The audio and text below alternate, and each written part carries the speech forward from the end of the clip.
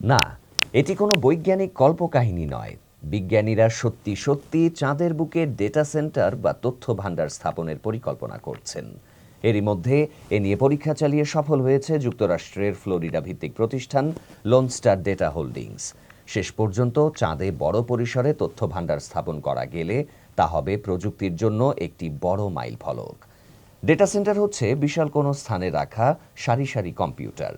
Website, প্রতিষ্ঠান ও সরকারি তথ্য ওই কম্পিউটারে প্রক্রিয়াকরণ ও সংরক্ষণ করা হয়। বর্তমানে কৃত্রিম বুদ্ধিমত্তা বা এআই এর জন্য বিপুল পরিমাণ তথ্য সংরক্ষণ ও প্রক্রিয়া করারও প্রয়োজন পড়ছে। পরামর্শক প্রতিষ্ঠান ম্যাককিনজের তথ্য মতে ২০৩০ সাল নাগাদ ডেটা সেন্টারের চাহিদা ১৯ থেকে ২২% পর্যন্ত বাড়তে পারে। গত মাসে একটি বইয়ের আকৃতির একটি ডেটা সেন্টার পরীক্ষামূলকভাবে চাঁদে পাঠিয়েছে লোন স্টার ডেটা হোল্ডিংস। এ কাজে সহায়তা নেওয়া হয়েছিল যুক্তরাষ্ট্র মহাকাশ অনুসন্ধান প্রতিষ্ঠান ইনটিউটিভ মেশিনসের এথেনা লুনার ল্যান্ডারের। ওই ল্যান্ডার ইলন মাস্কের প্রতিষ্ঠান স্পেসএক্সের ফ্যালকন ৯ রকেটে করে চাঁদে পাঠানো হয়েছিল।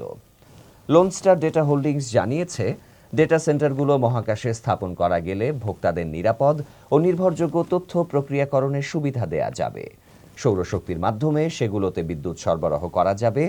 প্রতিষ্ঠানটির প্রেসিডেন্ট স্টিফেন এইজলে বলেন, আমাদের দৃষ্টিতে ডেটা সেন্টার মহাকাশে স্থাপন করা গেলে তা থেকে অতুলনীয় নিরাপত্তা পাওয়া যাবে।